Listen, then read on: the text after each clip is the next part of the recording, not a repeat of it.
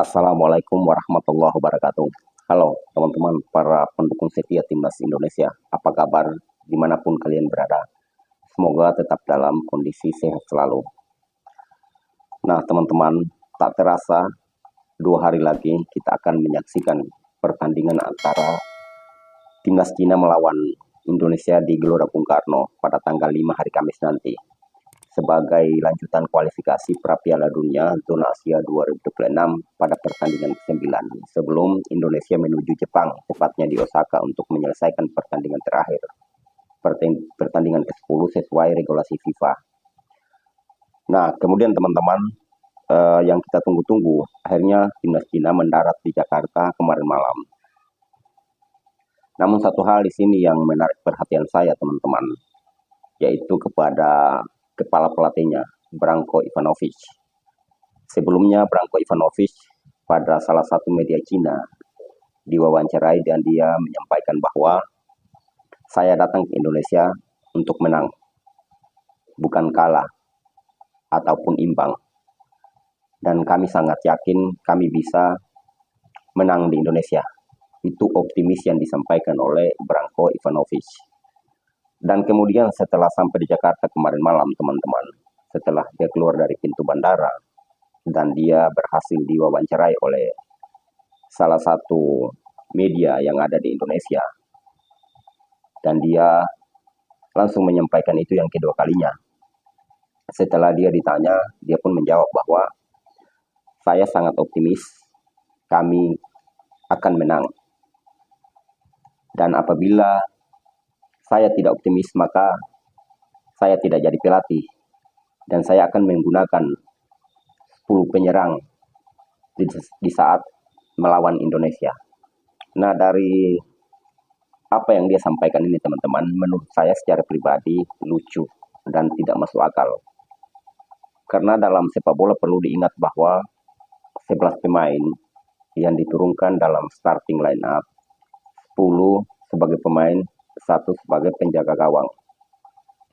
Nah, apabila 10 pemain ini disuruh untuk bagaimana menjadi penyerang semuanya, mulai dari back tengah, gelandang sampai dengan striker dijadikan penyerang semua, maka ini bukan tidak masuk akal teman-teman. Tapi formasi seperti apa yang akan diterapkan kemudian dalam hal taktik seperti apa yang akan diterapkan oleh Branko Ivanovic.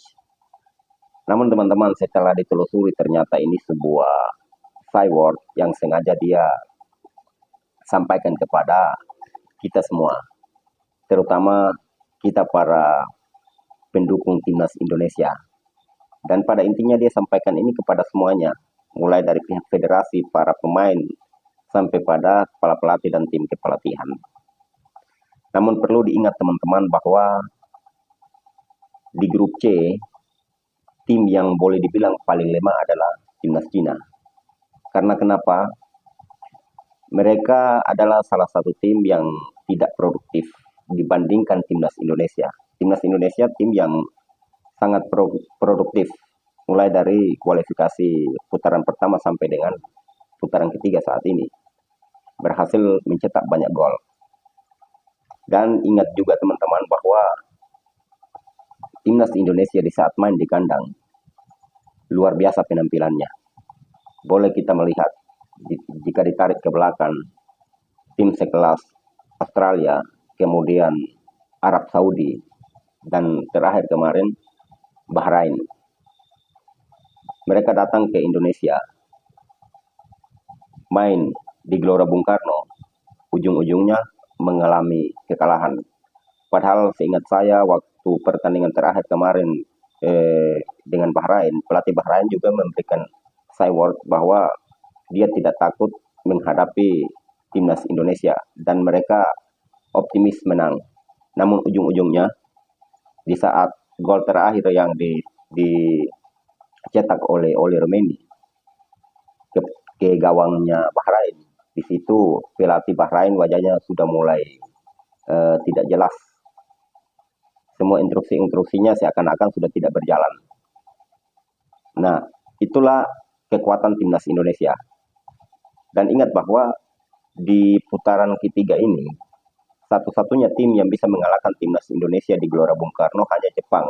Karena ya kita sadari bahwa kekuatan Jepang sangat jauh berbeda di atas kita.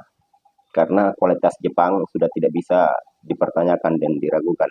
Mereka sudah terlalu lama membangun sepak bola mereka. Sementara kita setelah dipegang oleh Pak Erick Thohir, baru perkembangan sepak bola kita mulai meningkat dan sudah mulai dikenal di mata Asia maupun di mata dunia. Nah, teman-teman, maka saya secara pribadi heran juga dengan apa yang disampaikan oleh Branko Ivanovic. Jangan-jangan yang disampaikan ini ujung-ujungnya kalaupun kalah di Gelora Bung Karno pada tanggal 5 nanti, dan kita doakan, saya optimis, tapi kita harus juga realistis bahwa kalaupun formasi yang dipakai oleh Patrick Kluivert di saat menghadapi Bahrain kemarin, maka saya optimis bahwa kita akan bisa mendapat 3 poin di Gelora Bung Karno. Karena formasi yang dipakai kemarin, 3 trio back kita yang dipakai, Jai Istes, Rizky Ridho, dan juga Justin Haber. Ini 3 trio yang semestinya sudah tidak bisa dirubah lagi. Walaupun ada pemain termahal kita, Miss Hilgers, namun saya secara pribadi lebih merekomendasikan dan lebih sepakat apabila di belakang itu ada Rizky Ridho dan juga di kiri ada Justin Haber, karena mereka bertiga ini sudah terbukti di saat mereka bertiga dipasang melawan Australia, kita berhasil clean sheet, gawang kita tidak kebobolan karena mereka bertiga di belakang. Dan di saat melawan Arab Saudi, kita berhasil menang dengan skor 2-0, dan kemarin terakhir di saat melawan Bahrain, kita juga berhasil menang 1-0 karena mereka bertiga berdiri di belakang. Ini bukan menyepelekan kualitas dari seorang Miss Hilgers, namun terkadang chemistry di antara pemain juga sangat dibutuhkan. Karena mereka bertiga ini menurut saya secara pribadi chemistry mereka sudah terbangun sekian lama, sejak lama.